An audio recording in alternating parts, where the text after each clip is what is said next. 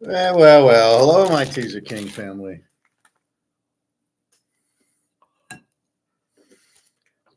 Sorry I wasn't here yesterday, but I'm here today.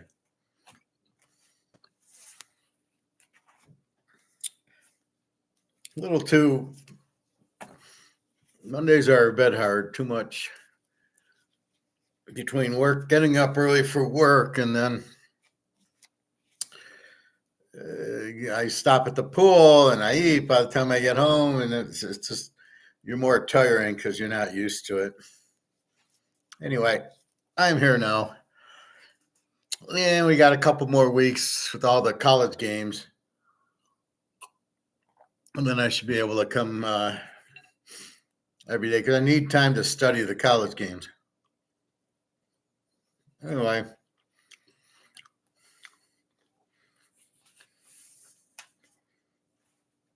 let's recap. Recapping the pros, I'm excited to do 7-2. The lock was Pittsburgh plus the 9 against Baltimore. They win the game straight out. We play Detroit. They kill them.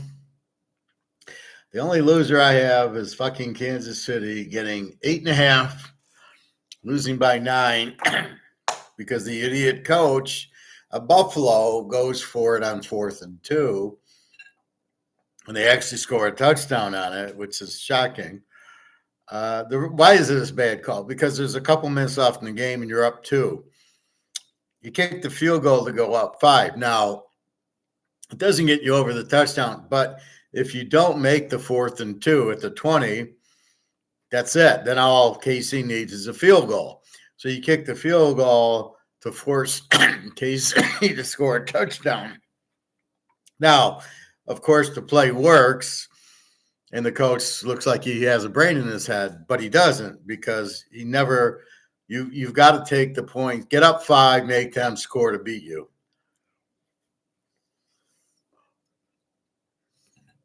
And that's what you have to do in that play. Going for it, again, they're not calculating the miss. They don't get it. And this is a good fucking defense that Kansas City has.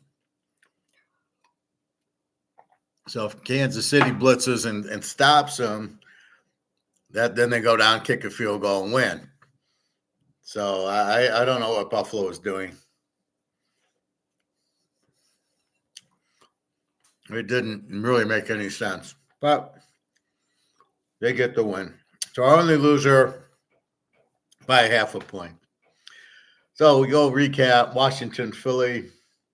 We have the under 55 in the game, 26-18, a 44. We win under. The Rams, New England, we don't play it. I picked 20-17, 28-22. I picked LA to win. They do win, but I couldn't bet it. Oakland, Miami, I liked Miami, 27-13. They win 34-19. Again, I have no confidence in Miami, but Oakland really sucks. Green Bay, the Bears, I have it under 47.5, and it's 20-19, a 39. My score was 20-10, the Packers, so I had the 20 part right. Win the under.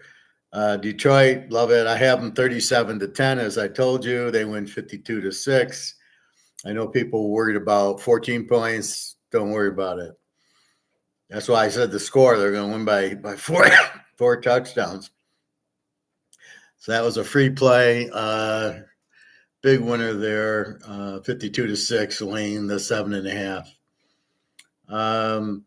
Cleveland, New Orleans. My score is New Orleans 20-17. I like New Orleans as a home dog. I don't bet it. They win 35-14. I like the under in the game, but I didn't play it. I didn't bet the game. Just because Winston and Cleveland, all of a sudden New Orleans scored again. Taysom Hill had a big 75-yard run, I guess. The lock, Baltimore Pitt. Baltimore favored by 3. I didn't understand it. Because Pittsburgh, with the defense and Russell Wilson's a much better team than Baltimore. I had Pitt winning 24-21. They win 18-16. I had the 9. Minnesota, Tennessee, Minnesota -6. I got them winning 24-13. They won 23-13. That was pretty fucking good this weekend. Again, 23-3 in a teaser. Now 24-3 in a teaser. Minnesota. Indy and the Jets. No play on this. I have 17-14. The Jets, they lose 28-27. Jets are favored by 4.5. I like the game under because they're both under teams, and they, of course, went over, but I didn't play it. That's why I don't play these games. The New Orleans game and this game, you just run away from them. There's no point. Frisco, Seattle, I liked Frisco -6. I have them winning 27-20. They lose 2017. Again, Smith and Purdy, as I said, I thought Frisco would be starting to play, and they didn't. I don't know what I was watching. Atlanta, Denver. I have Denver big. Denver's laying 1.5. I got them winning 24-17. We all know Kirk Cousins is a choke, and Denver beats them 38-6. Bo Nix looked like a superstar. So I played Denver instead of the under. I liked under 50. That was a winner too. But I knew Denver was going to win. I had a feeling on them. Didn't lock them, but I played them hard. And my score 24-17. They win 38-6. KC Buffalo, our only loser, and it was a lock loser in the free play. I got KC winning 24-21, and they lost 30-21. Amazing. They lost by 9. We're getting 8.5. That just sucked.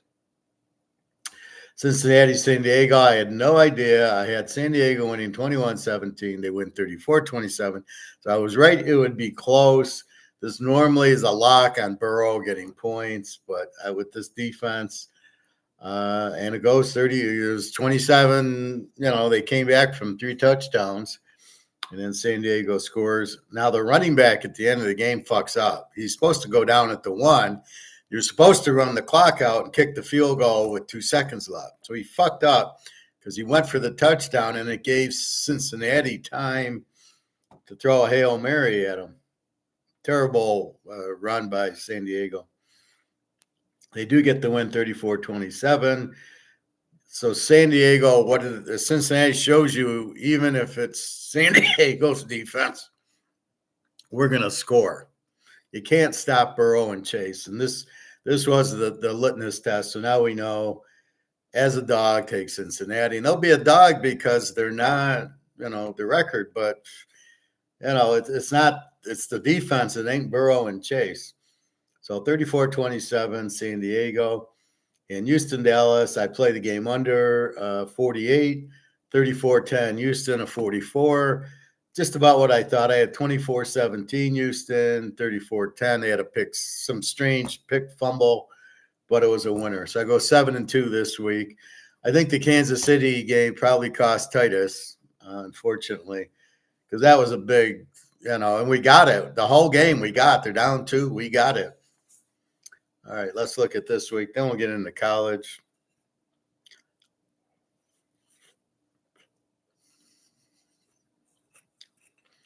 Thursday night, Pitt, 3.5. 36.5 to Cleveland.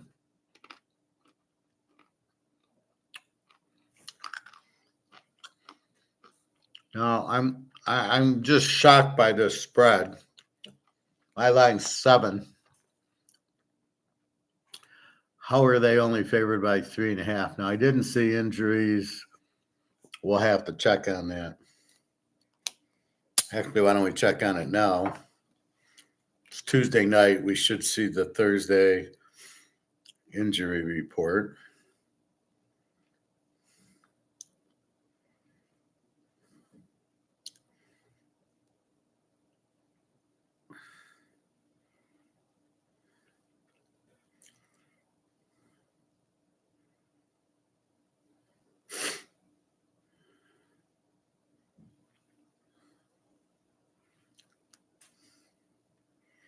So a few firings. The Jets finally fired the GM.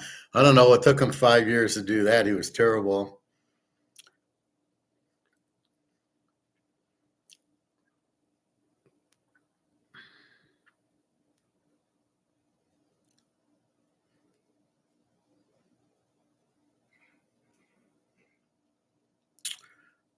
Let's look at this week's games.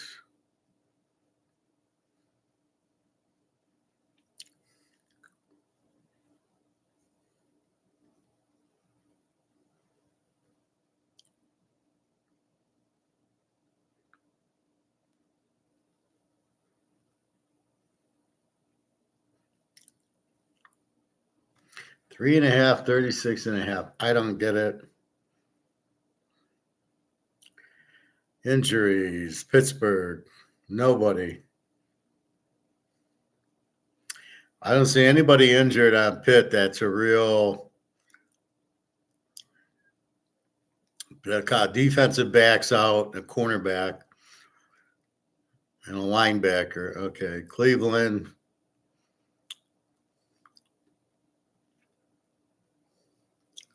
I mean, I have no idea why this spread's 3.5.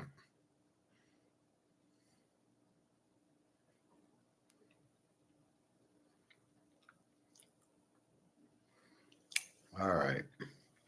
Minnesota 3.5. 40 against the Bears. We all know Minnesota now 24-3 in a teaser. They got a very good defense, and Darnold's playing enough. And Jefferson, they got a lot of play.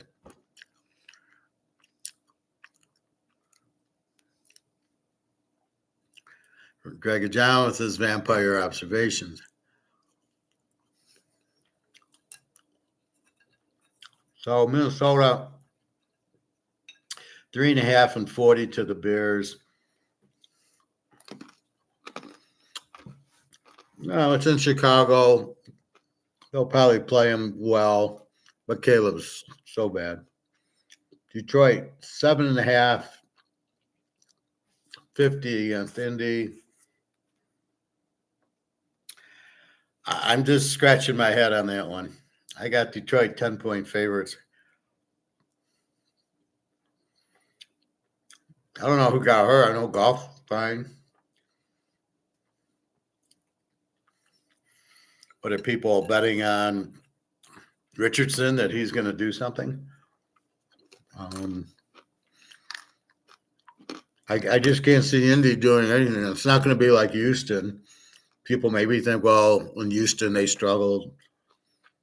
Indy doesn't have the defense. They got a 22 defense. Houston's got a 23.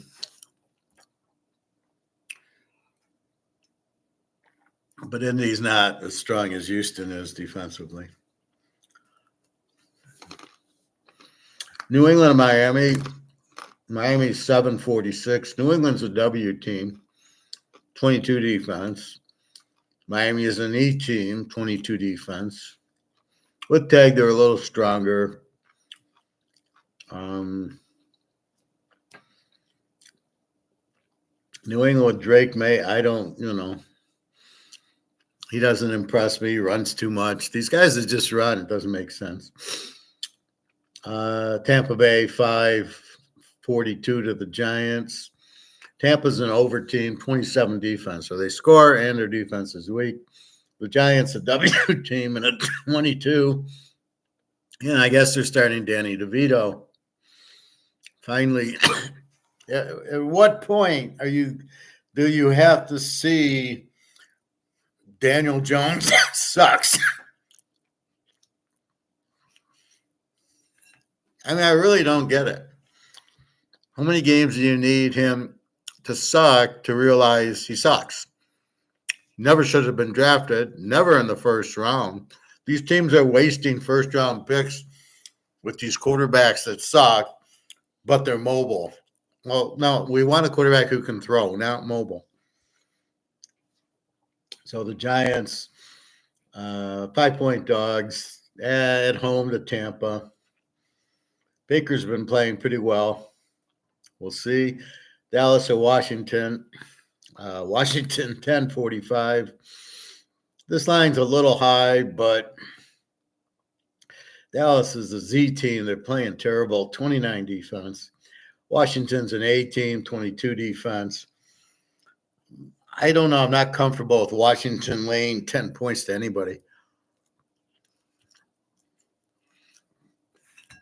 There's winning the game by 10 when you're a dog or a 3-point favorite. It's hard to win when you're laying 10. It's a whole different mindset. So I think that's a big number, a little bit too big. KC 11 over Carolina. KC off of a loss, 18 defense.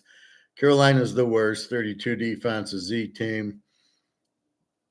So you got Kansas City off a loss. They'll eat up Carolina's defense. Carolina's been running, the running back. And beating the Giants is nothing because they don't have an offense. I think KC off the loss will be pretty strong. Houston 8, 41.5 to Tennessee. Tennessee is Z team, 27 defense. Houston an E team, 23 defense. Houston's showing you the better defense. I'm not quite sure on CJ Stroud. 8-point favorite at home. How much do you trust Stroud to play a good game and beat him? I think Houston wins because Tennessee's terrible. They're a Z team. Denver, E team, but I think they're better the last 4 or 5 games. I'll have to recalibrate. Denver 5-41 to Oakland. Oakland is Z team, 28 defense. Denver with the strong defense. Bo Nix playing very well right now. Definitely like Denver in this one. Green Bay 2.5, 48 to Frisco. Both teams are even, or E teams, 22 defenses. This is a hard game because I can't figure either of these teams. They both suck, but they shouldn't. The Packers struggle with the Bears. Love looks not very good. Neither defense is really good, so I don't know what to do here. Arizona, Seattle, this is where you can get both teams -1 and 47, so you can pick your dog. Both teams are even, 25 defenses.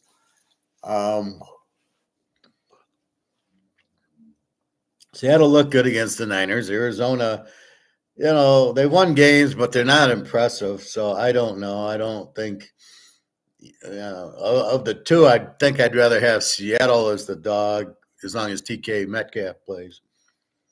Philly 3 and 50.5 to LA. Philly's the A team with an 18 defense. LA's an E with the 24. Barely beat New England. I think Barkley gives them the edge with the running. The line's right, 3. 50.5. I think that's kind of high. I mean, Philly's really got a good defense. And, I think it'll be like the score 26-18 against Washington. I mean, Washington's got a better offense than the Rams. So I just think Philly's defense controls the game. And Baltimore, the 3 and 51. Baltimore's an over team with the 25. San Diego's an E team with the 13. This total is way high. I don't buy that. We know Lamar's not going to show up. And San Diego's got a better defense than Pitt. So I don't know what they're thinking with 51 here. That's insanity. San Diego showed you what they did to Cincinnati. But it's Joe Burrow throwing. This is Lamar. He can't throw like that. So I think in this situation, San Diego's a very live dog in this game. And that's it. So we'll check injuries. This is just first recap. What's today, Tuesday?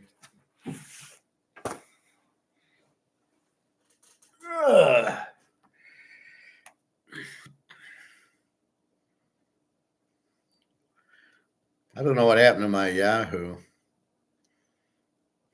Like my view, I'm going to Delete it.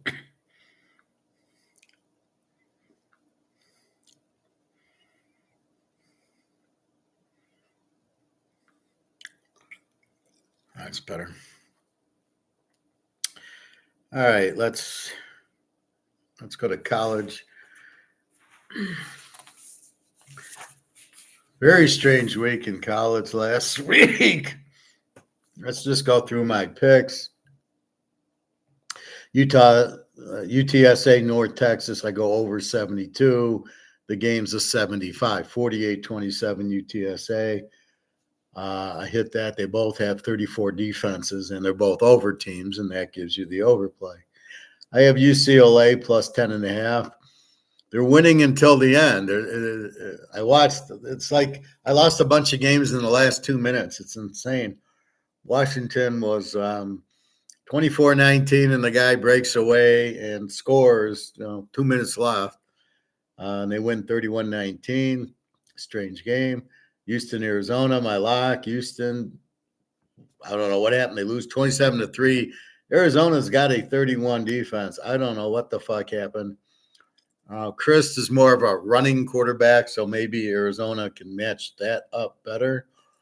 But Arizona's terrible. They're a W. Houston had beaten Kansas State and Utah, so I don't understand this at all. I think it's a lot of turnovers and a lot of fourth downs they don't make. These coaches still have their heads way up their ass. What's fourth down? We got to go for it. No, you punt or you kick your field goals. You get your points. You play, especially Houston with the strong defense. You got to punt the ball. You don't go for it. Colorado, Utah. I have this game under. I don't understand. It's close going into the fourth quarter. It's not anywhere near 40. It was 53.5. And it went down to 44. And it went from 47.5 to 44.5.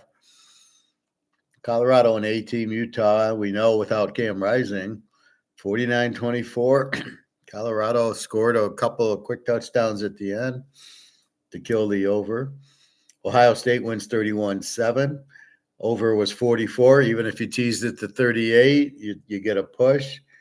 Ohio State 28. They win by 24, so you could tease Ohio State. It was a very strange game. Texas beats Arkansas 20-10. It stays under. Tulane beats the Navy 35-0. Navy, when they get into these bigger games, are getting killed. Notre Dame beat them. And now Tulane. Now it's Tulane and Army for the division there. We'll go through that. Liberty goes to overtime with UMass. Are you fucking kidding me? Liberty, big offense. UMass with the 32 defense. Liberty beats them 35-34. And I believe this was in overtime. What the fuck? Liberty scored, but where's UMass scoring? That's why we rank them as Z teams. But the thing you got to realize is it's just pretty much an average, but most of the time it works. There is times that the Z team plays well, but against Liberty, I didn't think this was one of the times. I mean, Liberty had a 22 defense, so very surprising score. I was at the coin store when I saw the first score was 14-7 UMass. I was like, how did they score 14? Western Kentucky loses to L-Tech. I don't have this game. Western Kentucky, see, because Lutech's an under team, but a 23 defense. So I avoided Western Kentucky there because they were laying 11. I thought was too much. They only scored 7 points. This is a really weird last Saturday. Liberty beats UMass by 1. Western Kentucky loses to L-Tech. Marshall, Coastal Carolina, I push. I have the over 50, and the game ends 50 on a safety. So it's 31-17 Marshall. Coastal Carolina gets the ball to the 2-yard line, and, of course, they go for it. Of course, they don't make it. Marshall gets the ball and punts. Coastal Carolina, I don't know what happened, gets the ball. Marshall ends up with it at the goal line, and they get sacked for a safety or something strange happened where it was a safety. Maybe they blew a punt or something.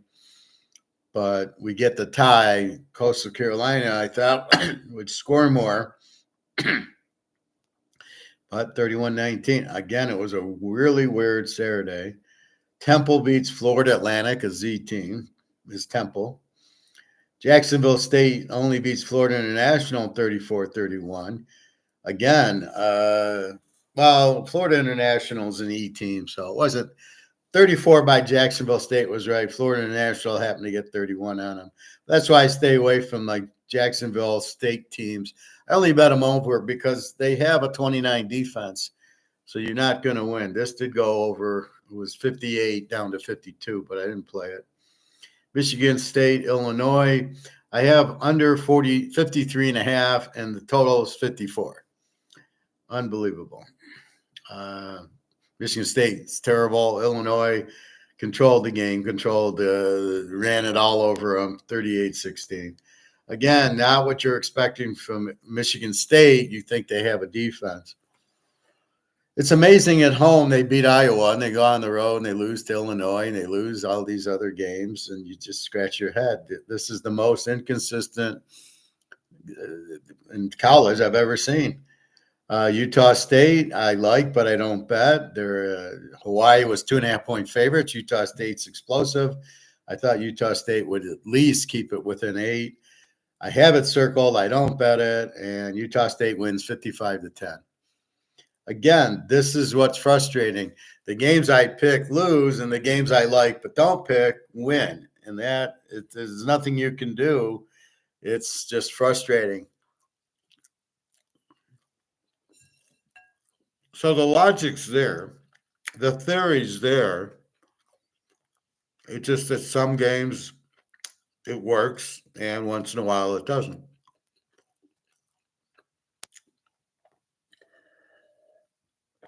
Which is fine. I mean, that's, it keeps you from going crazy because I go, yeah, that one worked.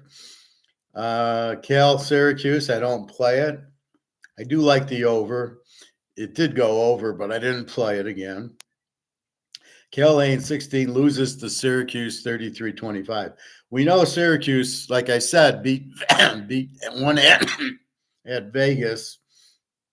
So it wasn't totally surprising that they scored 33, although Cal with a 19 defense. So it was surprising. Syracuse won 33-25, but not that it was high scoring. Sam Houston, Kennesaw State again. Sam Houston, lane 18.5. Kennesaw State's the Z team, and they only scored 23-17, Sam Houston. But Sam Houston is an under team. They don't score that much. You really don't want to play them against the Z team. Penn State kills Purdue 49-10. Win by 39, cover the 29. Over under 51, they get the 59. Purdue's terrible. And Penn State usually doesn't score. Scored. Excuse me. Louisville, an 18, plays Stanford a W and loses 38-35 as a 20-point favorite. Against the 35 defense, they do score 35. Stanford puts up 38. They got like a score late in the game. They scored again to tie the game, and then they win the game with 1 second left. They were down like 35-21, 35-28. With a minute left, it's 35 all. And with 1 second left, they win 38-35. I don't know what Louisville was doing. Again, this is the travel to the West Coast that you must be careful of. Now, it's hard to bet Stanford in that situation, but it keeps you from betting Louisville because they got to go to the West Coast. LSU, Florida. Langley does play the quarterback. They win 27-16. LSU looks terrible. The quarterback's lost. Florida is playing very well, 27-16. BC, SMU. SMU wins 38-28, laying 18. They don't cover. BC's backup quarterback looked good. So that's what you take out of the game. The Air Force beats Oregon State 28-0. I have no idea. Air Force is a Z team. They did switch quarterbacks. Obviously, he runs it better. Where's he been? I don't know. Maybe he was hurt or didn't understand the offense. Oregon State to get shut out by Air Force. Air Force normally has a good defense. Not now. They're at 27. But, Army beat them 20-3 a couple weeks ago. So here, Oregon State gets shut out by the Air Force. Just amazing. Air Force is a Z team. They're not an A team. Normally, Air Force has a strong D. Notre Dame, Virginia, we get a break. I have over 44, and I get there with 5 seconds left. Virginia, their backup quarterback, scores a touchdown from the 2, and 35-14 goes to 49. We need over 44. I knew Notre Dame would score, and as it turned out, they covered in a teaser. They're laying 22. They win by 21. They don't cover, which is kind of – you could see it coming that the refs would call hands to the face, such bullshit calls. And they're up 35-7. They win 35-14, but the line's 22. And so that's why I played the over, and we got the win. South Florida kills Charlotte 59-24. They're an over team. Charlotte sucks. They're a W. Baylor, West Virginia. This is my first Saturday lock.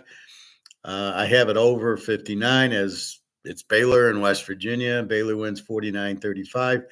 The game was over at halftime for the over. We had over 53, and this was 35-21. This was 56 at the half. So we had the game won at halftime, which, that's why I love betting the overs with Baylor. You get there and you're done and you just kick back and you don't care who wins. You just get me more points. USC 28-20 over Nebraska. I call that. Maivia looked good, the Vegas quarterback. Much better than Miller Moss. He has a little struggles because he's getting new. The coach waited way too long to play the guy. The guy's a winner. And they win 28-20. They get UCLA this week as 4-point favorites. I don't know, but he looked good, and that's what I knew. So they did beat Nebraska, who doesn't look that great. Georgia Southern, Troy, I lose this. I have Georgia Southern -1. Troy's an E team. Troy switches quarterbacks on us, and Troy wins 28-20. I didn't see that coming. James Madison beats Old D 35-32. The line was 10. My line, their line was 3. I thought Old D, they play well in these games, and they did. They only lost by 35-32. They were a W, but I didn't play them. The game that I thought was really strange, South Carolina 12.5 over Missouri. They win 34-30. Missouri was winning 31-27 late in the game, and South Carolina won 34-30. Now, Brady Cook did play. The running back did play. So all the injured guys are back. It's a totally different team. You can't lay 12.5 to a team like Missouri. That's where you got to be stoic. And you go, and I kept saying it doesn't make sense. Missouri is a much better team. And okay, South Carolina pulled it out at the end. You get 18 points in Missouri. Jesus Christ. How was that not my lock? I have no idea. Maryland 55 to Rutgers. Rutgers wins the game 31-17. Again, you got to respect the defensive teams. Kansas State, Arizona State. I kind of struggled why I locked this game. I locked the game over. I think it was because it was only 51, so it was over 45. And I couldn't believe they didn't get to 40. They got 38. Are you kidding me? Arizona was up 21-0. They win 24-14. Kansas State, a lot of turnovers, a lot of these fourth down bullshits. That's what's really killing my overs is this go for it on fourth down. They don't make it. It's like an Army-Navy game. You run 5-6 minutes off the clock, and then you leave the ball at the 20. You don't even kick the field goal. I mean, it's insane. These coaches are the dumb. They're like they have no concept how to win the game. You don't keep going on fourth down, and then not making it does not make you a winner. It makes you an idiot. So K-State loses 24-14, a shocking loss. More shocking is they only scored 14. Arizona State does not. They got a 24 defense. I would have played this game over all the time. Again, I'm kind of confused why it was a lock. I knew the Baylor was a good lock. This was not a good lock. Boise, San Jose State. Boise laying 14, wins 42-21. Gentry, there you go. Lou Lafayette, South Alabama. I have this game over 60, so it's over 54. And they decide not to show up. South Alabama wins 24-22, a 46. I need 54. What the fuck was that? Lou Lafayette, an A-team explosive, South Alabama explosive, and 24-22. I couldn't understand the scores I was seeing were like, who's playing? Are the right teams playing in the game? Now, lock number 3, Texas State minus 27. I love this game. I locked Baylor late once I knew the West Virginia quarterback was playing. If he was playing, this would have been a 35, 40 unit lock, Texas State, Baylor over. I love Texas State. McLeod was back, and Southern Miss is probably the worst team in the country. The quarterback has 0 touchdowns and 7 picks. That's how bad he is. 58-3 Texas State. We know how explosive they are. 34 defense for Southern Miss. 22, Texas State's an A-team. They didn't really need the game, but kind of. So that was lock number 3. The Baylor lock wins. K-State loses. Texas State wins. So we're doing okay. Small play on Oregon. I played it with the Illinois under, so it didn't matter because Illinois, the under lost by half a point. In Oregon, I don't know what the fuck happened here. 16-13, they win. I guess Wisconsin was knocking on the door near the end and got an interception or something. Oregon didn't show up or the travel or something. I don't know. Very hard to understand. Wisconsin is not a very good team this year. Tennessee, Georgia, lock number 4. I have this game under 54.5. 31-17, it's a 48. So we win with the under. Georgia. Mostly the bet was predicated on Tennessee's 12 defense. We see it's a strong defense. We see Georgia can play strong defense when they're pushed. It was tied at 17, I think, and then Georgia, boom, boom, 31-17. Tennessee's quarterback sucks. Georgia doesn't have a running game, but they got the touchdowns. The defense came through. They started pressuring. That's what they do very good is blitz. So Georgia ends up 48. We're under 54.5. Lock number 4 wins. So I'm 3-1 of my locks. We get down Wake Forest, North Carolina, Carolina minus 11. They win 31-24. Both are over teams. Where were the points here? The over 64, I don't play it. So it would have been 58. They do a 55. I mean, it was like the games that should be high scoring were not high scoring. It was really strange Saturday. Iowa State, Cincinnati, I don't play. I like Iowa State. I like the under. Both win, and I don't play it because I can't figure it out. Iowa State, after losing 2, wins 34-17. So Iowa State minus 1's good. And under 59, it's a 51 was good. Cincinnati's a little bit weaker than I think, and Iowa State, we know, is a good team. So hard to figure off the 2 losses, but they played it was like do or die. Oh, yeah, we got to win this game. Memphis 53-18 over UAB, laying 16, over under 62. This game goes to 71. UAB, an over team, scores 18. Memphis really lights it up with 53. So UAB with the 35 defense, you're either playing Memphis or you're playing the over. Washington State, New Mexico, very shocking game. Both teams are over. Over under 71. It goes over. They score 73. And what can you say? I mean, both defenses are pretty weak.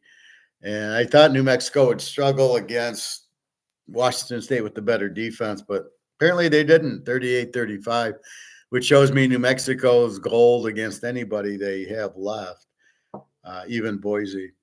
Lock number 5, BYU, Kansas. I like Kansas. I warned my buddy but BYU is going to lose, and yet I don't listen to myself, and I play the over 50 in the game because I'm a little bit worried. Will Kansas, Kansas will show up, but I don't know what BYU is going to do. 17-13. BYU averages 30 points a game. They have a 20 defense. Kansas just put up 48 on Kansas and Iowa State, 28 on Kansas State. They're an over team, and they score 17. 17-13. Where did this score come from? In your wildest dreams, BYU's in the 30s. Kansas is in the 30s. It's a 60-point game. We only got to do 49. Unbelievable. I couldn't believe it. But what pissed me off is Kansas wins the game, and I like and say Kansas is going to win the game. But I go over instead of Kansas. I just felt that this game we had a low total. And again, it was crazy. So I'm 3-2 on my locks Saturday. Vegas, 21 over San Diego State, wins by 21, 41-20. So that was last week's action. It was a very strange week. We're looking at teams that needed to win. They didn't win, or some of these Conference USA, Sunbelt teams like, what the fuck? So you got to be careful betting, even though they need the game for the conference championship. They're the better team. They choke. No other explanation. All right, let's go Tuesday, Wednesday, Thursday, Friday, and then we'll look at the big games. Akron 10-49 tonight. I think the game starts at 8. Kent's the Z team, 45 defense. Akron's not much better with the 35 defense. I don't know how Akron can be 10 points over anybody, but Kent's so bad. Do you go over in the game? Because both defenses suck. So usually that could be an over, but this is a game. I don't know how you play it. Very tough play. Western Michigan, Central Michigan. Western Michigan, 6-56. The game's at Central. Western's an over team with a 34 defense. Central is a Z team right now because their quarterback's out. So they're playing like the third string quarterback who's not doing a lot. It's a rivalry. Western and Central are about an hour away from each other. So you got to worry about that. You can't go over because Central doesn't have a quarterback, and Central's defense sucks. I think Western -6 should get the W here. Let me just write that down for an A. Well, I don't bet the Tuesday, Wednesday games. Northern Illinois, Miami of Ohio, both are under teams with 19 defenses. Miami's 2-42.5. Northern Illinois, their quarterback is back. That's probably why they weren't scoring.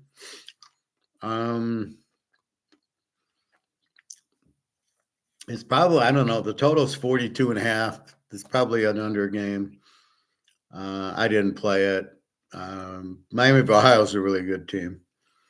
Tomorrow, we got Buffalo at Eastern. Eastern's an over team. Buffalo's an E. Both teams with about 30 defense. Over under 53. I don't know what to say here. I think it's a dead even game. Even though Eastern's an over team, Buffalo's a strong team. So I don't know. That's a tough one. Toledo against Ohio. They're both B teams. Toledo's a 3-point favorite, 45, and they both have 20 defenses. This should be a tight game. Toledo is the best, so they might win at home. Tomorrow, Thursday, Georgia Tech 9:52. Haynes King, I believe, is playing.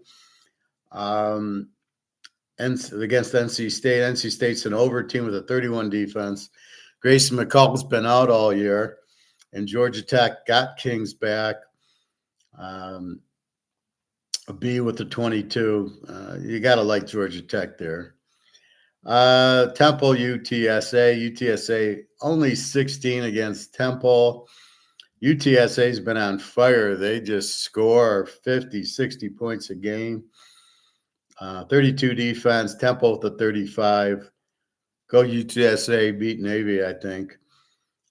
Michigan State, Purdue, Friday night, Big Ten. Michigan State 14-47. Purdue's absolutely horrible. Michigan State doesn't give you a lot to think about, but Purdue's so bad that Michigan State probably can they win by 10? I don't know. I mean, they're so bad. Vegas 7 over San Jose State. Vegas an 18, 23 defense. Vegas 7-62. San Jose State's an E team. Vegas an A team. I think this is a high number, but I don't know. Let's look at the MAC. This is the MAC for who wins the championship. Ohio, Bowling Green, Miami of Ohio, Toledo, Buffalo, and Western Michigan, all within one game of each other. That's about what you get with this MAC. This is why the MAC's so difficult, because anybody that's any good leaves to go NIL to the Big Ten. And that's the problem. So look at Indiana. Their quarterback's from Ohio. He'd be at Ohio this year, but he's at Indiana. So it makes it extremely difficult. Oh, those are your 6 teams. Ohio's playing Toledo. Bowling Green we'll talk about later. They play Ball State. Buffalo plays Western. Eastern's not in the chase. Western is playing Central. But again, do we bet them because they need the game? Well, not necessarily. Sometimes they choke like that. All right, big game Saturday. Miami 24-64 to Wake Forest. Wake Forest is an over team with the 32. Miami's an A with the 23. Should be a lot of points here, I would think. Old Mississippi 10-55 to Florida.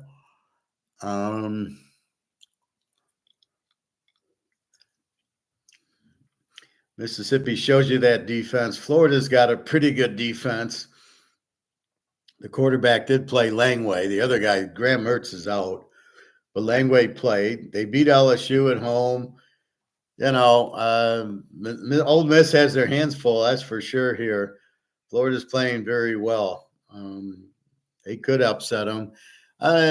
Jackson Dart, he kind of runs a little, but they just beat LSU. They played Georgia pretty tough. They lost by 14 there. We'll see. Game of the day, Ohio State 13-52 to Indy. Now, there's 2 ways to look at this game. They're both A teams, 14 defense against the 10 defense. I love Indiana's offense. They move the ball around. They can run. Good passing, good quarterback, good defense, good coach. Ohio State, good offense, strong defense, kind of a weak coach. I don't like Todd Day, Jason Day, whatever the fuck his name is. I think this spread's way too high.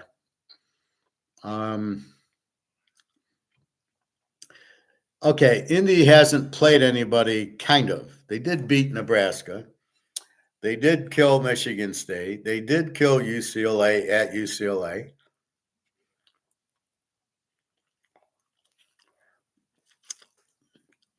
It's been a weird schedule. They got Ohio State. They didn't play Oregon. I think they did beat Washington. They didn't play. They did beat Michigan, 20-15. So it's a little down here for Michigan, but still, that's a good win. The UCLA win, even though UCLA was kind of weak, at UCLA was a good win. They killed Nebraska, good win. They killed Michigan State, okay win, but still, it's not like they scheduled us. And they look like a very good team. So we stay stoic here. They're a good team. My spread's Ohio State -7. I think this line's way too high. Okay, maybe Indy loses, maybe they win. Do you actually think they're going to lose? No, I don't think Ohio State's all that. They struggled with Nebraska, lost to Oregon, struggled with Penn State. So in those games that they played, they didn't really kill the good teams. Not that Nebraska's a good team. So I think Indiana has a very good chance. I think they got the better coach. I think they'll have them motivated. I wouldn't touch Ohio State -7 here, more or less -13. So I think Indy in 19, it's worth the bet. Let's make them the free play because I haven't done a free play in college in a while. So let's make Indy the free play +19.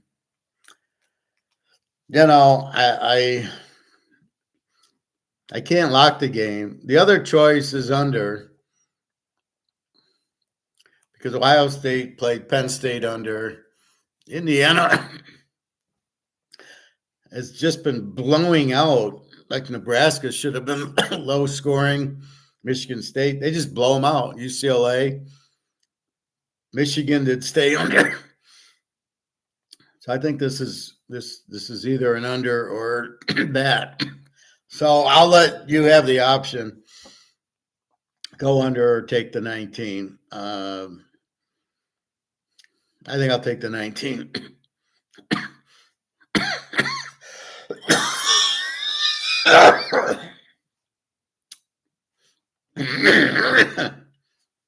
I can't get rid of this hacking cough. Let's see. Georgia 42-55 to UMass. The fuck is Georgia playing UMass? That's like Alabama playing, what was it, the Citadel or somebody last week. It's a big number, 42. UMass has a 32 defense. I think Georgia kills them. They have to win. I think they'll kill them. Tennessee gets UTEP. At least UTEP's Division I. Well, so is UMass, but they're both Z teams. But I don't like Tennessee laying 41. UTEP with the 30 defense, Tennessee with the 14. I don't like the quarterback on Tennessee, although they're more of a running team. So they could get up and going against UTEP and run it down their throats. At Tennessee, they're much better, more electric at home. They could do it, but it's a big number. Total of 53. You might go over there, but I don't think UTEP's going to help them. They're a Z team. So you either go over 47 or you go Tennessee -35. It's a tough one. Liberty, Western Kentucky. This is a big game in the whatever conference they're in, Conference USA. Liberty's out. Western Kentucky's going for the title. They're a live dog here. Liberty barely beat fucking UMass. So, I'm not all over Liberty. Both teams are B teams in the 57 total. James Madison 761 to App State. James Madison with an 18 defense, App State 35. App State's an over team. Joey Aguilar, good quarterback, no defense. James Madison, we know, can score, but it's not every week. Arizona, TCU 12-59. Arizona is not the explosive over team. Fajita had a good game against Houston somehow. Made no sense. TCU 12. They both have 28 defenses. This game should go over because TCU's an over team. They're going to score 40, and then it's up to Fajita. So you don't really know. I don't love this game like I love the other ones. Let's see. South Alabama 22 Total of 54 to Southern Miss. Southern Miss, the worst team. The Z team. Will South Alabama do what Texas State did and win by 50? They could. They're explosive. And in this situation, I think they will be. Texas Tech, Oak State, 2 over teams. Texas Tech, 3.5, 67. Both teams with 35, 34 defenses. Oak State is not explosive like they should be, like a Baylor. Texas Tech, we know, are very explosive. So it's a little bit high for an over, but probably doable. Wisconsin, Nebraska. Nebraska laying, I believe, 343. I don't know. Wisconsin played Oregon like they had Barry Alvarez there. Nebraska, they're terrible. I don't know what to say. I mean, I don't know who either team are. Sometimes Nebraska is a good defense. Sometimes they don't. Sometimes Wisconsin is a good defense. I don't know. 2 unders playing. Maybe it's an under. I wouldn't take the dog, that's for sure. Cal Stanford, the big game there. Rivalry, Cal 14-54. Cal, a B team. 20 defense, losing to fucking Wake Forest or whoever. Stanford, a W, got a big win over Louisville. I don't even know. Now both are in San Francisco, so there's no travel. It's a big rivalry. Stanford looked good last week. They're probably a live dog in this one. Penn State 11.5, 45 to Old Minnesota. Minnesota, the quarterback's getting much better. Both teams with the 13 defense for Penn State, 17 for Mini. Again, Penn State's 11.5, 45. It's a tough call because Penn State sometimes plays good, sometimes doesn't. Minnesota's not as bad, and they're pretty good at home. Georgia Southern, Coastal Carolina. Coastal Carolina 3-57. Both teams with the 31 defense. Both teams are over. You would think over 51 is a joke. After last week, I am clueless. Georgia Southern didn't score. Coastal Carolina didn't put up a lot of points. So what should be an over now, I'm like double thinking. I don't see how this doesn't go over 51. But I said the same thing last week. North Texas, 2.5, 73 to East Carolina. This is a high number. Both teams are an over. East Carolina with the 27, North Texas 36. North Texas has a quarterback, Jordan McLeod, who's a good runner, but a very good quarterback. And he lit up Southern Miss last week. I don't think I'll lock North Texas again, but the total of 73 is such a big number. I don't know. Is East Carolina that strong of an offense? They seem to be. North Texas, we know, can score. Actually, it was Texas State. That was our team. We haven't come to that yet. Well, no, they're down further. So North Texas, explosive. Scratch what I said about their quarterback. He's on Texas State. Michigan 11-38 to Northwestern. This is an under game. Northwestern can't score. Michigan's terrible quarterback. Both have 23 defenses, so it should be a pretty good game from an under standpoint. I would think. Michigan's terrible this year. Texas and Kentucky. Texas 20-47. I think this is also an under. You got Texas as a 12 defense, Kentucky a 19. Texas is an 18, Kentucky's an under. They beat Old Mississippi 20-17. Texas played Georgia, couldn't score, so I don't think they're going to light up Kentucky. Kentucky has a good defense. Their quarterback sucks. Urs is okay until he plays the good team, so I don't know. It's a tough call, but I think the total is high enough. BYU, Arizona State, very interesting. Arizona State 3.5, 48.5. BYU is an A team. Arizona State's an A team. both with 20 defenses. What the fuck do you do here? BYU, both they play Utah, and both teams are flat the next week. Utah was flat, although they didn't have a quarterback, and then BYU was flat, and Kansas, 17-13, but they were flat. Here now they still have a chance to win the division, BYU, and make the playoffs. Arizona State's a good team. Normally I've been taking the dog in this game. Colorado and Kansas, same thing. Colorado, both are A teams. Colorado, a 3-point favorite, 59 on prime. Strong defense by Colorado lately. And although Utah, this score was really strange. Utah scored 24 on them. It was 49-24, but Utah got 24 without a quarterback. So I think Kansas can score on them. Total of 59. So we need 53. So we need in the 20s, which I can't imagine we're not going to get. Kansas has been playing well, and they're at home. They're a very live dog here. And I don't know, over or under. Kansas is shutting down BYU with the 13 points. I'm so confused on this game.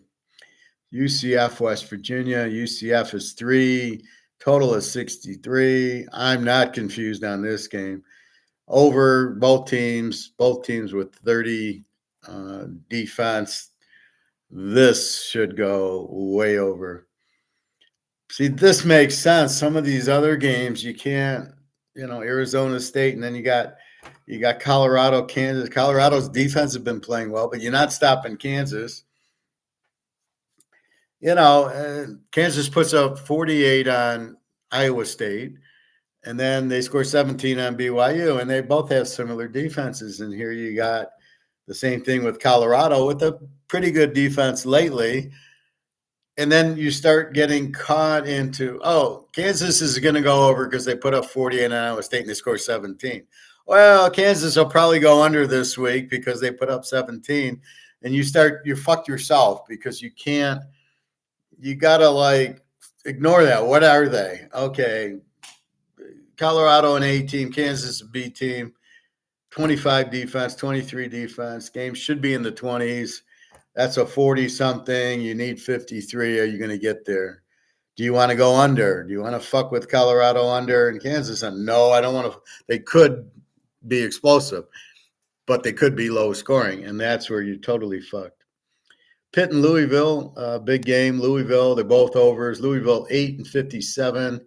Pitt's quarterback, though, is banged up. Louisville, after the loss, and I think we play this, if Pitt's quarterback's out, we take Louisville. If he's there, we go over. Missouri and Old Mississippi State.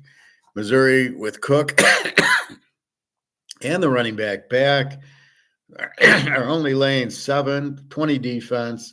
Old Mississippi State's an over team with the 34. You're 757 here. I think it's got to go over, and you could take Missouri -1 because Missouri is a much better team, but Old Mississippi State can score, so we'll see. A lot of games like this week. Texas State, my lock last week. Georgia State. Texas State's 20-58. Georgia State's a W with the 31 defense. Texas State's an A, the 20 defense, and McLeod, the quarterback, who I was saying, excellent quarterback. They should have a feast on this 31 defense, and Texas State, pretty good defense. I can see Texas State not having too much of a problem with Georgia State. Boise, Wyoming, Boise 23-57. Again, it's Gentry running. They'll win by 20 because they win every game by 20.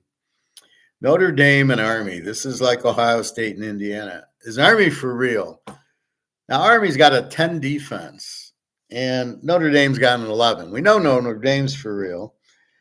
Is Army really a 10 defense? They've been shutting down everybody.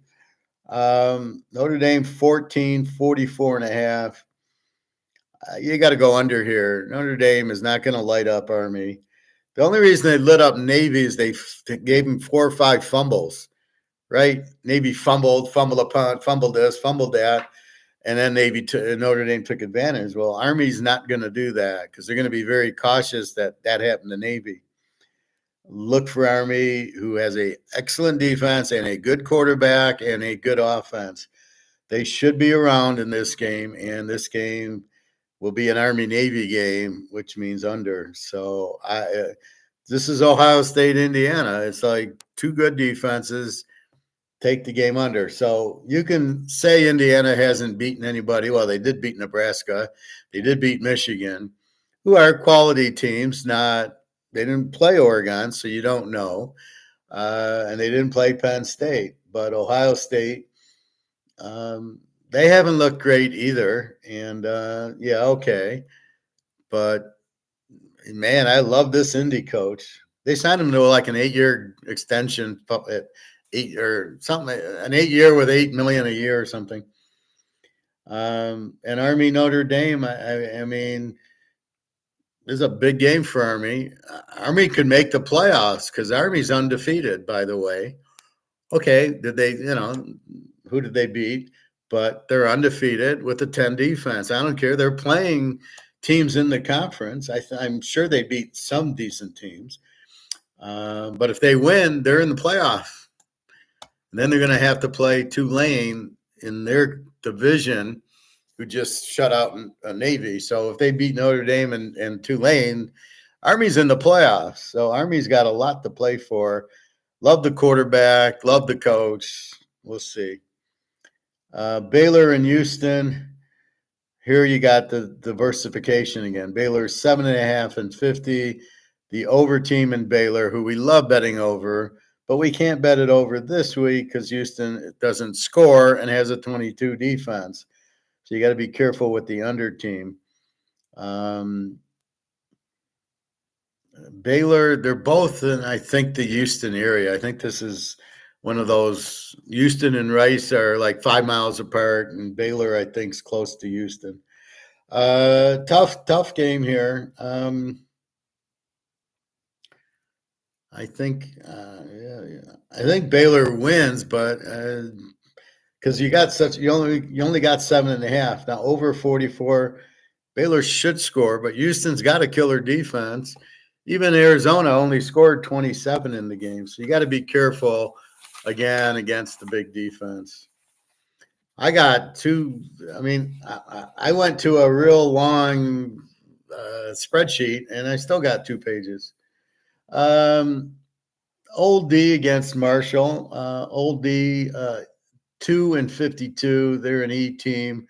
Marshall's a B team. Marshall's a live dog here, I believe. Let's see. Alabama, 14-47 to Oklahoma. I got to believe Alabama covers 8. Oklahoma's got no offense, and I'm not sure how strong their defense is. And the way Alabama beat Mercer, you got to look out there. So I think Alabama is pretty live here. I don't know. They got to win by 8. I can't imagine they win by 20, but Oklahoma's terrible. Iowa State and Utah, which should have been a great game, but there's no quarterback for Utah. It's funny, whoever they bring out there breaks his leg and is out for the year. Iowa State 7 and 43. They're a good team. 18 defense. Utah's an under team with the 20. They did play BYU very strong. Iowa State, possibly an under here, 43. Possibly Iowa State laying the 1. I can't trust Utah, but they have a very strong defense. So keep that in mind. Both are 18 and a 20 defense. Vandy against LSU. LSU 8 and 54 to my Vandy team. How dare they make Vandy a dog? 8 points. LSU looks terrible. Vandy, okay, I don't know what happened against South Carolina. This is more of a spread, I would think. LSU 8. Baton Rouge, it's Saturday night. You got to be careful. Vandy with the 22 defense. LSU with the 25. I think Vandy's a strong dog here. I was listening to these guys talk about quarterbacks for the draft, and nobody's talking about Daguerre Pavia. Excuse me. What the fuck? Why don't you think he's good? I mean, he'd be a good pro. Reminds me of a Drew Brees or one of these smaller runners, but very accurate and a winner. He wins game. He beat Alabama. We're talking about backup quarterbacks in the NFL, and you got Hooker. And I go, by the way, he did put up 50 and beat Alabama 50-49, which everybody seems to forget because he came in late in the Lion game and he looked really good. And you're like, well, why are you surprised? He's better than Goff. But since Goff is playing out of his mind, they don't want to take him out, but Hooker's a better quarterback. The same as Penix came in and finally, I think it was 2 or 4 or something. Kirk Cousins looked really good last week, didn't he? Penix is the better quarterback. Let's get the guy in already. So I think they're easing him in. And then if Cousins loses again, here comes Penix, which is they should have started him since week 1. Look at Bo Nix, look at Daniels, fine. Then we look at Caleb and we go, he sucks. Virginia Tech against my Duke team. Virginia Tech 3.5, 47.5. Both B teams, both 22 defense. Drones has been out, the quarterback for VT. If he's out, we take Duke. K-State, Cincinnati. K-State is 8-52. Didn't we already play Cincinnati? No, that was UCF, Virginia. Okay, no. K-State, I don't know. They've been inconsistent. They're an 8 and a 52. Cincinnati's an E, 23 defense. K-State's a 22. I think K-State wins this game. I think they've been playing bad, but K-State's well coached. Nevada, 3 over the Air Force and 44. Nevada's been playing well, but now Air Force they beat Oregon State. I don't know what to do. USC, UCLA, USC 4.5, 51. USC's an A team with the 22 defense. UCLA is an E team with the 27. Total of 51. I think this game goes over. I think Maivia looks good at USC, and I think Garber's. This is a rivalry game. This will go over. And last but not least, Colorado State, Fresno State. Fresno State's 3-47. Colorado State's a very live dog here. They're in for the play to win their conference. They're like right there. Fresno State's dropped off. Mikey Keene, oh my God. So we know Mikey Keene's good, but not this. He doesn't have a running back. I think Colorado State's a live dog. And that's our midnight game. So of course we have to bet on it. I get tired at 10:30. Oh, here's the Kansas game last week. So let's look at who needs it. Army, Tulane for the AAC, the ACC, SMU, Clemson, and Miami. The Big 12, BYU, Colorado, Iowa State, and Arizona State. They're like 1 loss, 2 loss. Big 10, Indiana, Ohio State, and Oregon. So really the winner of this Indiana-Ohio State game will play Oregon. And Penn State's got 1 loss, but who cares? Jacksonville, Sam Houston, Western Kentucky, and whatever the hell they're in. I think USA. The MAC, I said, Ohio, Bowling Green, Miami of Ohio, Toledo, Buffalo, Western are all 1 game apart. In the Mountain West, we got Boise, Colorado State, and Vegas is still there, but they lost to Boise. So I think it's like, and here I'm saying Colorado State needs it, and they're a dog to Fresno, and Boise needs it, and Boise's 23 to Wyoming. In the SEC, Texas A&M, Georgia, Tennessee, Alabama, and Old Mississippi are all with 1 or 2 losses. Texas has to play A&M Thanksgiving. Georgia beat Tennessee, lost to Ole Miss, lost to Alabama, beat Texas. I don't know. Tennessee obviously has to win. Alabama has to win. Old Mississippi has to win. So a lot going on there. The Sun Belt, we got Marshall, James Madison, Georgia Southern, and I'm not sure which one, Lou Lafayette, or is this all Sun Belt? I'll just go through it. Marshall, James Madison, Georgia Southern, Lou Lafayette, Arkansas State, Texas State, and South. Yeah, this is all Sun Belt. 7 teams. All the teams that we talk about, the Marshall, the James Madison, Georgia Southern, Lou Lafayette, Arkansas State, Texas State, and South Alabama. I'd say Marshall and Texas State are probably the best 2 teams there. Lou Lafayette's good. I don't know what Arkansas State's. They must have had an easy schedule. South Alabama, who knows? And James Madison can't put up 70 points every week, I guess. So that's your college. I'm just digesting it. I've got to look at the injuries. So don't take any of these. These are just kind of reading the thoughts and the tea leaves. These aren't picks yet. Well, I gave you Indiana. That's a pick over Ohio State. That's your free pick. But outside of that, I really haven't that Army, Notre Dame, or USC, UCLA, or Alabama. Those are what I'm thinking, and then I condense those down to my top 10 or so. So rough week in college, but a really good week in pro. Again, 7-2 in pros. We lose Kansas City by half a point because the fucking coach should have kicked the field goal. God, that pissed me off. But that's what it was funny. Every time I turned on the game, Buffalo scored a touchdown. I couldn't watch the game. I'm watching Buffalo touchdown. Buffalo's driving. I turn it off. It's 7-6 Kansas City. I'm like, or 7-7, whatever it was. And I go, oh, okay. I turn it on. Buffalo scores. Okay, I'm not gonna. And Kansas City scores. So I was like, I can't watch the game. Every time I watched it or checked the score, the Buffalo was scoring a touchdown. So I couldn't watch it. Yeah, I get like that. But then when I'm not watching Kansas City, that's all they're scoring. All right, so that's about it. Gold bricks. We haven't talked gold yet. Gold's making its move.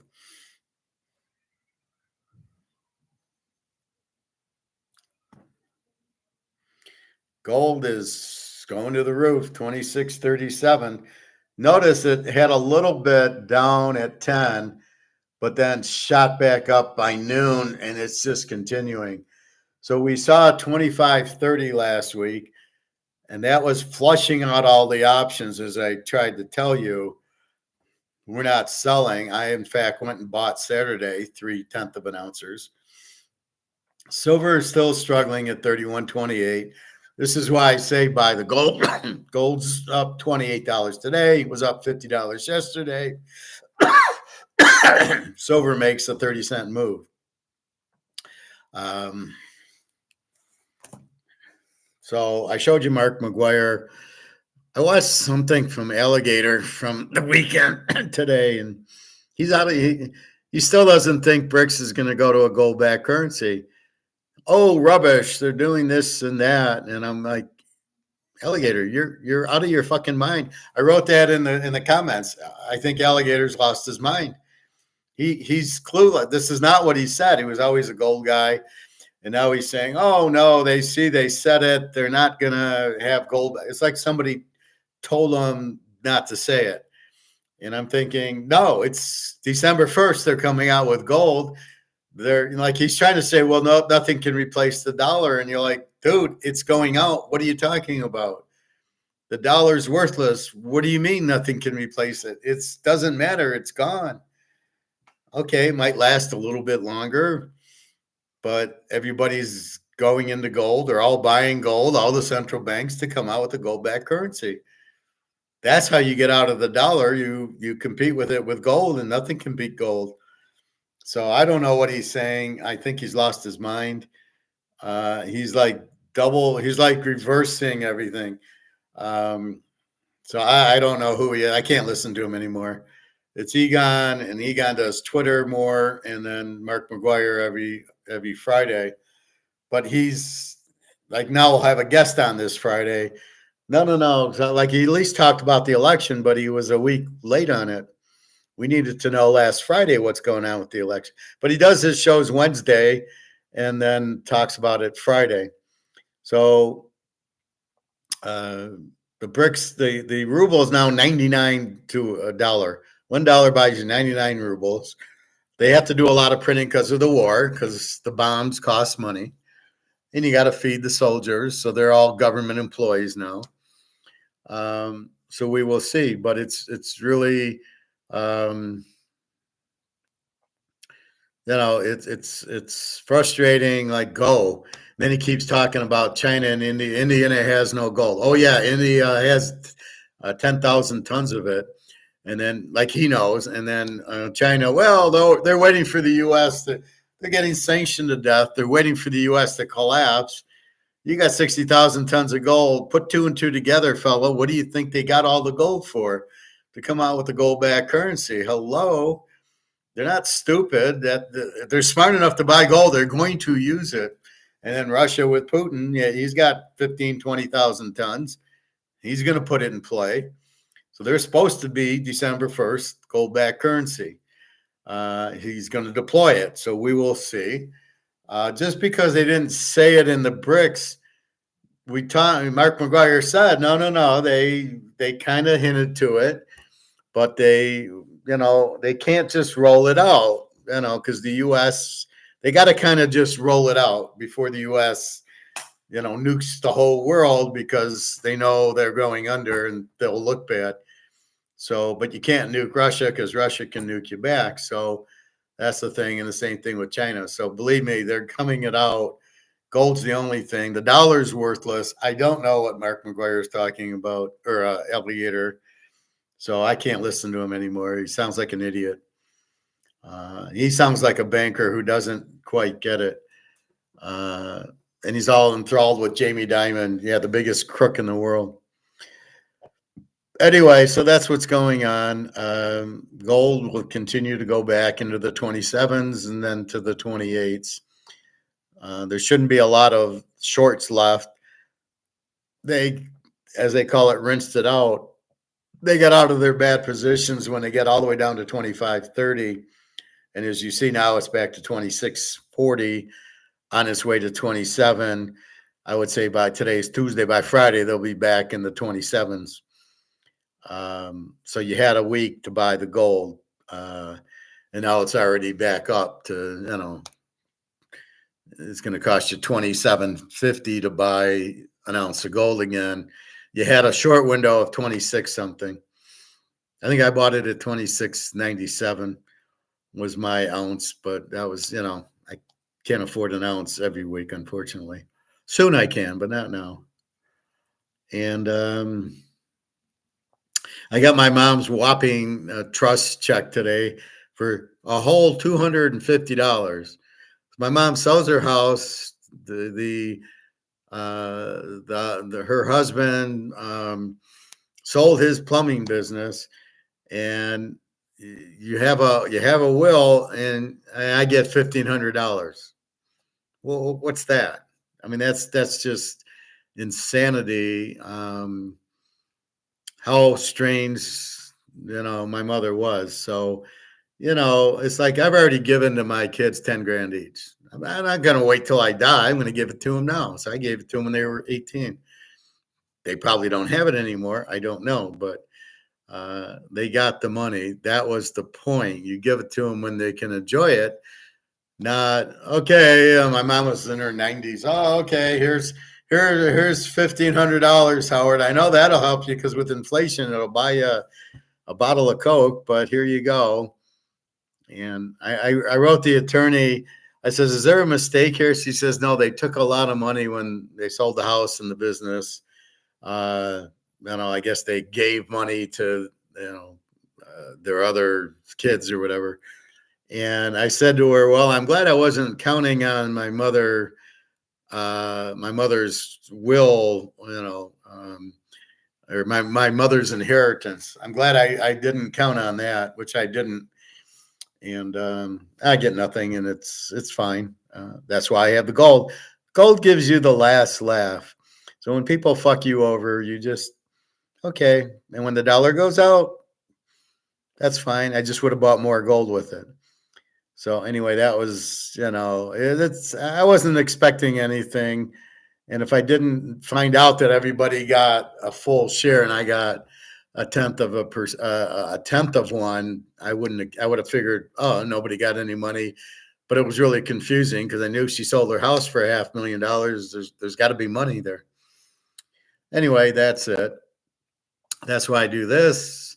And that's why I help you. So you don't have to have assholes that you live with or are fucking you over. You can just tell them to fuck off. You got gold and silver. And that's really the key. Bitcoin I see is, I don't know, 90,000. Just ignore it. It's not real. So the question I'm having for you guys, you Bitcoin guys, why is Bitcoin the only digital fake Ponzi scheme with the value? I see it. I go, into the break room and they got Bloomberg on and there's the cryptos.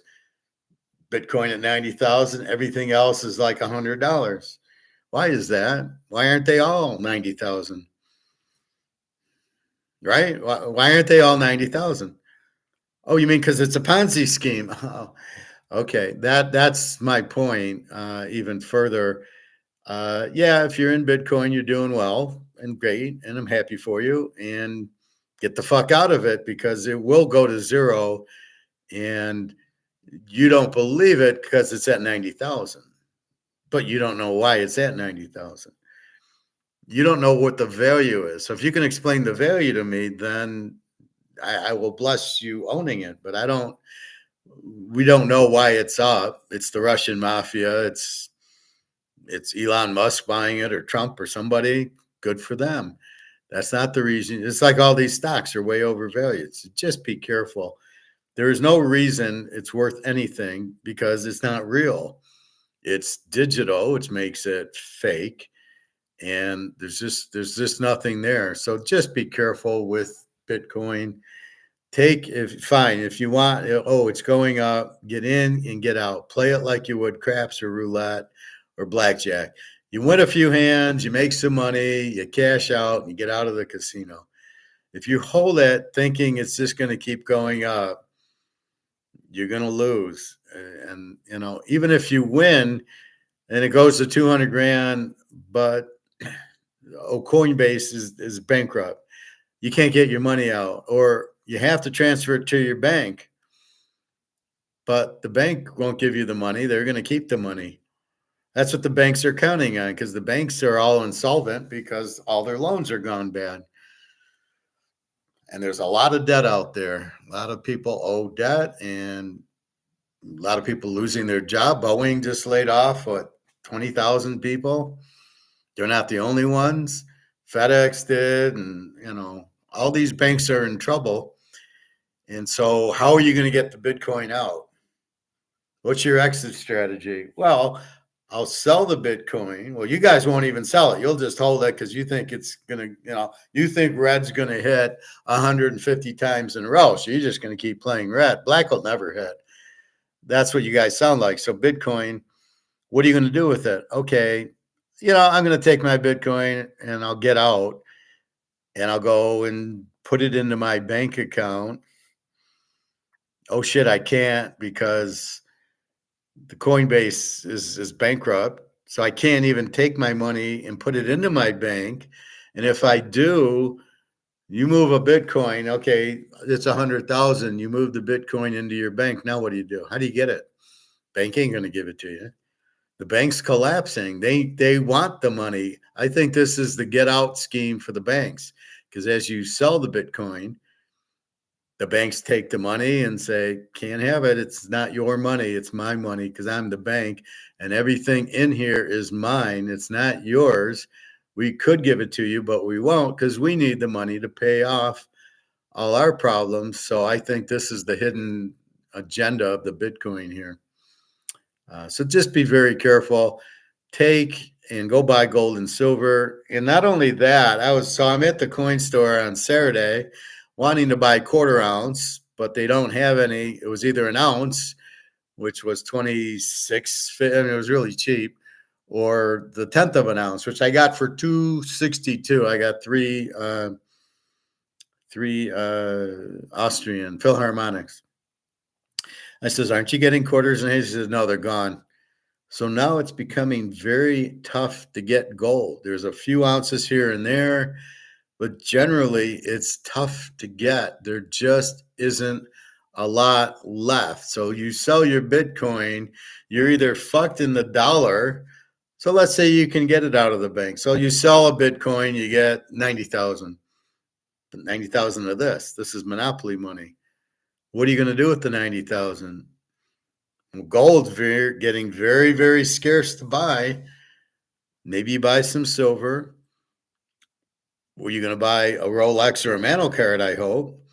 What are you going to do with it? You can't leave it in dollars, and this is the problem. So if you leave it in dollars, you're fucked, and that's the problem. So you've got to be very careful, even if the Bitcoin does go. We know it's not legit. It's money laundering. It's Russian mafia. So that's who you're in bed with. Good luck with that. You want to, it's like fucking with Madoff. You know, look what happened with there. Madoff was up and up and up. And then what happens? Oh, he goes to prison because it's a Ponzi scheme, much like Bitcoin. So just be careful. Don't be stupid. Don't, it's going to keep going. Yeah. Oh, okay. Sure it will. Don't be an idiot. Okay. It doesn't work like that. Bobby Bo. Well, yeah. Vampires. Yeah. Greg and John. I don't know what he's talking about. Bo Nix looking better and better. Like, we don't know that, right? We haven't seen the games. We don't know Bo Nix.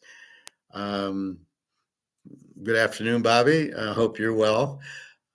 Sorry for your LSU team. This Neusmeyer just isn't getting it. He's not good. That shows you how good Jalen Daniels is. And, you know, it's funny how Jalen Daniels and Bo Nix and Penix are better than 90% of the quarterbacks in the league. Now, Daniel Jones is finally being benched. Richardson sucks. Caleb doesn't know what he's doing out there. Even Jalen Hurts, terrible. Russell Wilson's finally looking good. But Fields, they bring Fields in to do an option. I love it. How you been, Professor? I never can catch class. Well, I decided to do it today because I got to study my football. I do think I want to go for a hot tub. My back is sore.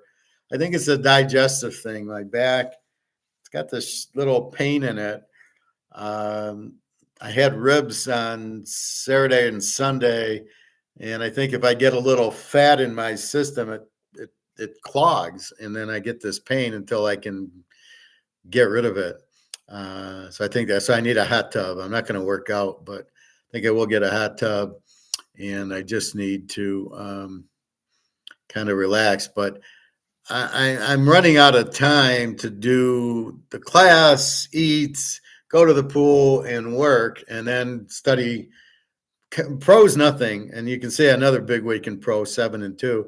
It's college that is just kind of was very confusing, and not that I would have picked any differently, but some of the games were crazy. So I'm hoping for a little bit more study time in college, but the plays were in the normal plays. But yeah, work's going fine. Daria's fine. I got her flowers, and then she needed clothes, so she's modeling a coat for me and everything. And she looks good in it. And but at least she says, I appreciate it. Thank you very much. I love you. Da, da, da, da, da. So that's all nice. You were at the game last Saturday. I knew you were at the game in Florida. I thought you were at the other one against, did you play Old Mississippi, I think? Or the Georgia game? I don't know which one you were at. Alabama, maybe? I was very disappointed in LSU performance, but the atmosphere is electric at the Swamp. Yeah, no, that's the difference in college. You never have electric in the pros. Bobby Bo took the 2-hour ride to Gainesville to see my team get embarrassed, but at least they had fun. Well, you're not really, thinking they're going to make the playoff or they're that good this year. Last year, of course, but this year, that's where had this been the playoff last year with Daniels, they'd have won it. But unfortunately, they did the stupid 4 thing. Newsmeyer sucks. I gave up on him. Yeah, he was better a couple years ago. Hopefully, you don't come back next season. You working at the office every day? Right now, I just started. So I've been there 3 weeks. This is week 4. And so far, I'm staying at the office. But on Friday, there's nobody there. There's me and the kid I work with and about 10 people. I mean, there's no cars in the parking lot. The lunch people don't show up because there's nobody there. So everybody's working from home from Friday. So I think I'll work this Friday there, and then I'll stay taking at least Friday off, but next week's Thanksgiving. So I might take Wednesday off. I don't know, or work from home Wednesday. But basically, I'm going in. It's 15 minutes. It's not a big deal. I don't know enough to work from home. If I can go, because like today, I had a meeting with some girl, and we went through some, names and what they call things and computer things. So could I have done it on Teams? Yeah, but it's better. We sat there and we looked it up, and that was much better. So in the beginning, I need to be there. I'm doing stuff, so my boss is happy. The pay is good. So all I know is I get paid every Thursday, so I'm happy. And I'm at the coin store every Saturday, so he's happy. But yeah, it's fine. It's nothing new. It's what I did at Mercedes. So it's like playing baseball. You're playing, Bobby, and then you go you go to Cincinnati. Well, okay, it's not a bit, you know how to play. It's just you're at a different team. So I'm not doing anything different than I did at Mercedes. It's just I'm doing it for Tenneco. So not a big deal. But it's all new. So they need me to do structures and to do set up things. And that's why they need me. But it's, I'll be hired. It's just it was too quick. So I'll probably get hired in January, February. I don't care. I'm making good money. As long as I get paid and buy gold, that's all I care about. And I don't take 401k. I don't want it. I just ignore the 401k because I'm going to make more in gold than I can in stocks. Have you been teaching your new company workers about gold and silver? Some of them I have. The guy I sit next to, he goes, I know what you're doing, but I don't think the dollar's going. He doesn't understand economics. So he keeps, well, the dollar's okay. And I know what you're doing, but gold, and he has no clue.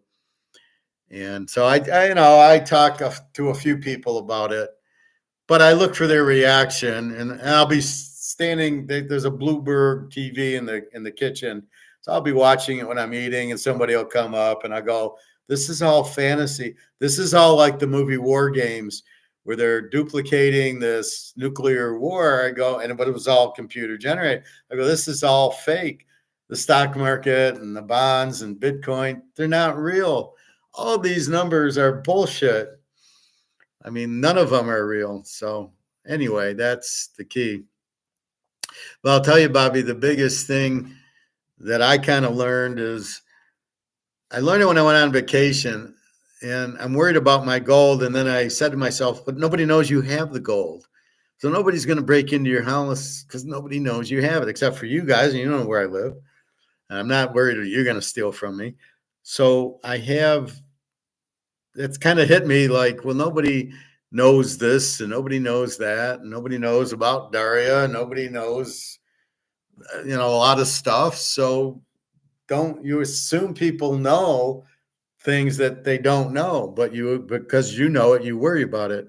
So I'm worried about my goal, and it's like nobody knows. You have nothing to worry about. Nobody's broken into my house. I've been here like 3 years, and what are you worried about? So that's kind of where I'm at with it. Is don't worry about it because nobody knows what's going on in your mind. Just be stoic and just present an image that, oh, I know what the fuck I'm doing, and people will buy that image. So it's the image you show, not things, but they don't know you know them. So you just be careful with that. Been eating my Celtic salt and cayenne pepper regularly. My feet are okay. My back's sore it's like digestion or something. I don't know. It's in the back of my back. I get it once in a while. But it'll go away in a day or two, but it's not anything. And otherwise I feel good. I can walk. My back's not sore from where I normally is. I've been swimming every day. I keep getting these lifeguards. There's this girl and she comes up to me. Hi, Howard, how are you doing? And I'm like, who the fuck are you? I don't know who you are. I don't know your name. And you're going, hi, Howard.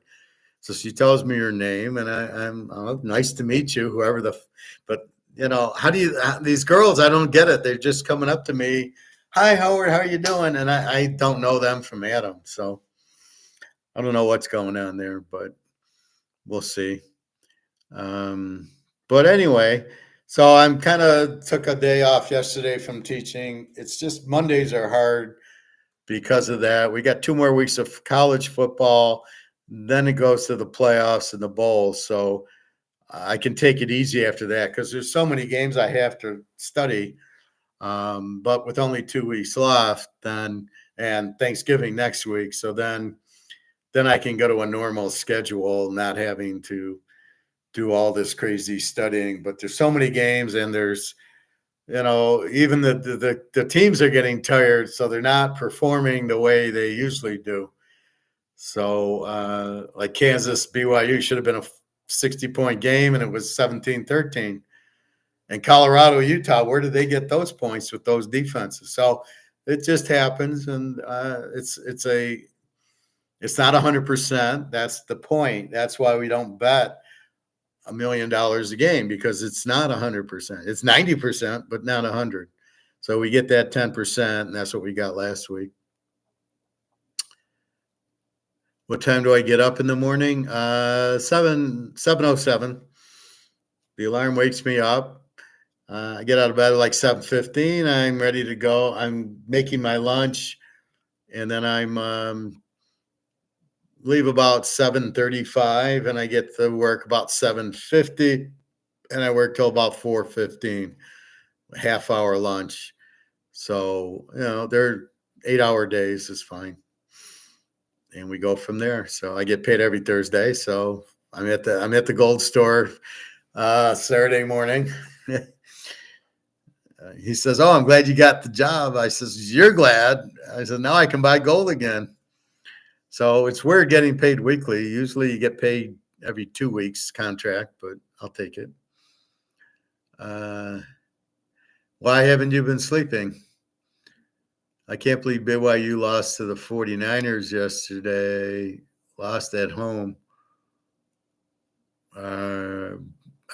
Bobby, what does that mean? BYU lost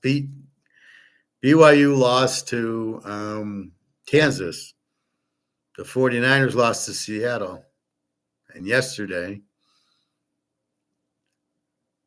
you drinking again, Bobby? Because that statement makes no sense. BYU lost to Kansas, which I called. The 49ers lost Sunday to Seattle, which I also thought the 49ers would win. That one I do, but BYU losing, I called that one because I said they'd be flat off of the Utah game because that was their big rivalry game. BYU Utah is Michigan, Ohio State. It's those type of games, Alabama and Auburn.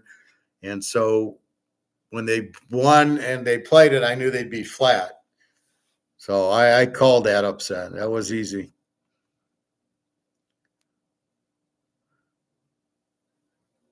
Well, yeah, but McCaffrey's playing now. That's why I thought they'd win. McCaffrey's played. He's not in really good shape, but he played, and they didn't do anything. So they're nothing. Their defense is nothing. What kind of defense was the last play there when they rushed 3 and they had 8 in coverage, and let Geno Smith run it in. What kind of defense is that? How do you not blitz 5-6 guys and make Geno Smith throw the interception, which he does all the time? Anyway, so buy your gold and silver because it's about to go. As I said, when I go to the gold store, he doesn't have a lot. He's not getting a lot in. It's only when people sell. People started panic selling when it went down to 25.30, but now it's back to 26.40. People are back to buying because people are idiots. They don't know what they're doing or why. That's what I get about Bitcoin. You don't know why it goes up and you don't know why it goes down. So what the fuck are you doing in it? And people are selling gold because it went down, which is exactly what the government wanted you to do, was panic and sell to get you out of gold so they can keep you in the stock market and in the banks. They want you in paper because they can control you there. They can't control you in gold. You don't sell an ounce of gold. Don't let a short-term thing bother you. You know it's going to go up. You know Putin's coming out December 1st, gold-backed currency. You know it's the central banks are buying and buying and buying. And Mark McGuire said that no central bank has sold an ounce of gold. Only these idiots go to the store to sell. So that's what you have. So just be careful with that.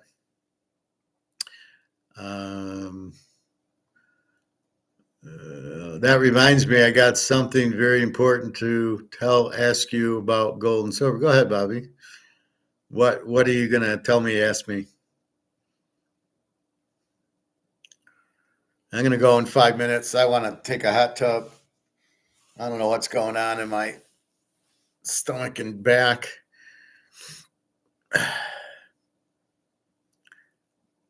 I was driving the other day and passed by a local coin store and saw the owner sitting outside the store with another guy that appeared to work there, and we started talking.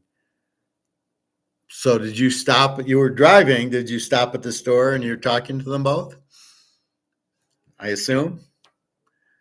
And they said that if I was to sell them silver, they will have to negotiate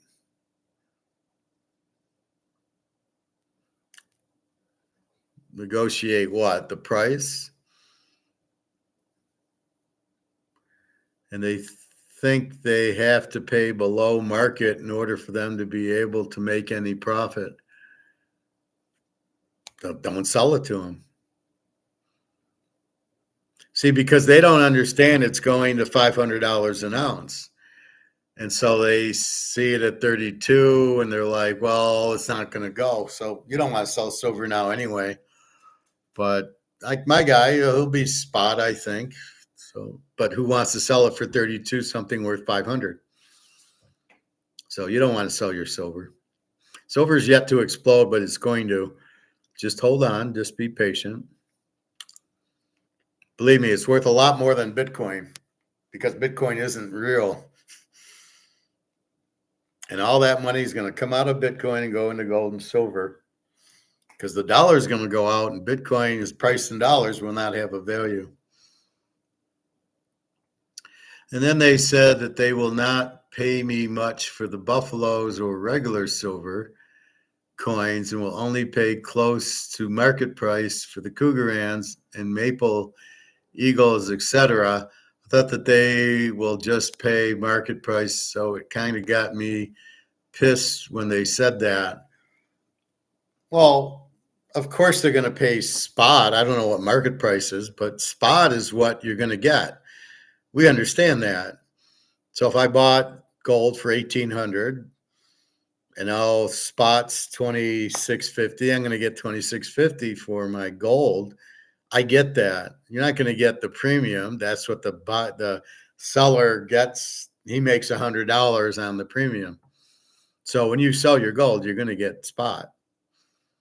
I mean, we know that, but spot's going to be 10,000, so we don't really give a fuck.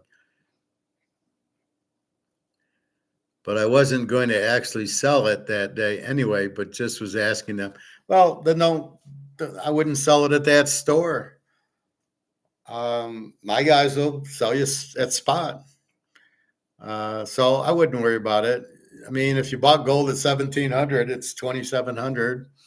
You're doing okay. See, that's the thing with Bitcoin. People think Bitcoin, oh, look, it's at 90,000. I just made 10,000. You only made it if you sold it. And it's only good if the dollar stays, because when the dollar goes to zero, what's your Bitcoin value? Zero. What's our gold value? $20,000. Or it'll buy a house, basically. So you got to understand that gold is, excuse me, gold is gold. It has a, it has it doesn't need dollars to be valued. It happens to be valued in dollars, but it doesn't need it. Bitcoin without dollars is nothing, because Bitcoin needs it needs something to be valued in. So if you take the dollar away from Bitcoin, it's zero, just like your house. But if you take the dollar away from gold, gold goes up, because the demand for gold will go through the roof, because everybody knows that's real money.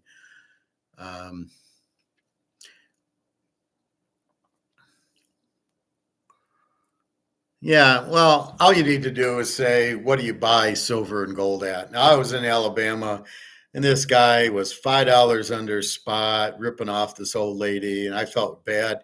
He took her silverware, took her silver, and let's say it was $30 an ounce, and he gave her like 25 an ounce. She took it because she needed the money, probably to eat, but I felt bad. If I'd have known that, I'd have said, I'll buy it at spot. That's ridiculous. But he was just a scammer. He was Madoff. He was taking advantage. He knows the lady needs to sell. She's bringing in candlesticks and silverware. So he took advantage of that, knowing that. So you got to play stoic. You got to say, well, what are you selling it for? I'll think about it, and make him, does he need the silver inventory to sell? If he does, he'll pay you more. And if he just sees that you're desperate, of course he's going to fuck you over, because he knows you're going to sell it. Stay stoic. That's the key to it. By the way, your money in the bank, good luck getting it out. Anything in a safety deposit box at the bank, you'll never get it out. And the stocks are way overvalued. They're about to crash. But you don't think so, because you see the value of it go up, but it's all fake. It's not going up because of them.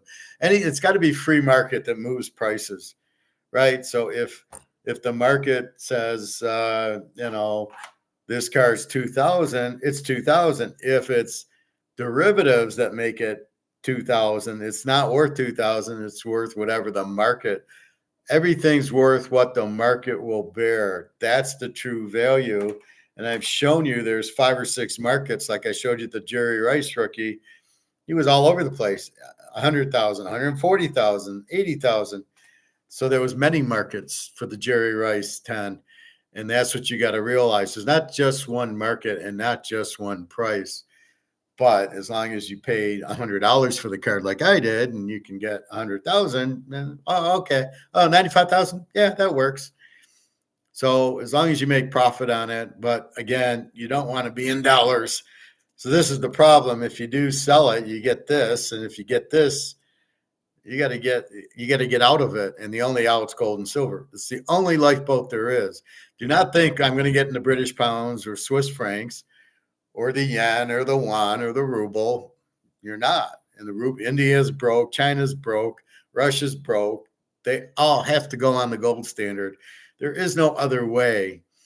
Gold is the king, and that's why who's got the gold? China and Russia and India and Saudi Arabia, and that's the bottom line. And they don't, it's, they want to sell to the U.S. because they're the biggest market. Yeah, but nobody wants dollars. That's the point. Well, I could sell oil to the U.S., but then I got to get this fucking dollar shit that I don't want. And that's the scam, and that's what they don't want. So why would I sell to America and get dollars? I don't want dollars. They're not worth anything. So that's the real scam part of it. So anyway, I think that's it. I got to go take a hot tub. My back's a little sore. I'm very tired. And then I'll come back and I got to look at college. I've already put in my totals and Z teams and everything. I think we talked. I'll quickly go through the Z teams. I think I have, though. Kent's a Z team. Central Michigan's a double. The W, they're on tonight. Temple's a Z team. Purdue's a Z team. UMass is a Z team. UTEP's a Z team. New Mexico State and Middle Tennessee play each other. It's a battle of Z teams. Kennesaw State's a Z. Southern Miss is a Z. Charlotte's a Z. Wyoming's a W. Georgia State's a W. Tulsa's a W. Stanford looked pretty good for a W. Air Force is a W. So those are your very bad teams, although last week they played well, so you just don't know. But over the course, they're going to, every, blind squirrel finds an acorn or something. You're welcome, Bobby. Yeah, it was good too. And, I'm working till 5. But now next week will be different with Thanksgiving. I might be on in the morning and then cook a turkey. And that's about it. So anyway, I'll see you tomorrow. And then we got the weekend normal. Thursday night, I am playing the Thursday night game, Pitt in Cleveland. And I have one lock posted already. As soon as I saw it, I said, this is ridiculous. I will have another lock that I see going, this is ridiculous. And those are in the pros. College, I haven't really, I like Indiana with the points against Ohio State, but I'm not going to lock that. But I haven't posted it. I haven't posted college. I'll probably do that Thursday. Today's Tuesday. Yeah. Haircut tomorrow right after work at 4:30. Oh, she only takes cash, she says. What are you, a hooker? You only take cash? So I had to laugh. The hairdresser only takes cash. She doesn't want to pay the 3% on the $25, the 60 cents. Oh no, I can only take cash. So I got to make sure I take some money out of the safe because I don't, when I'm out with Alyssa, she doesn't understand.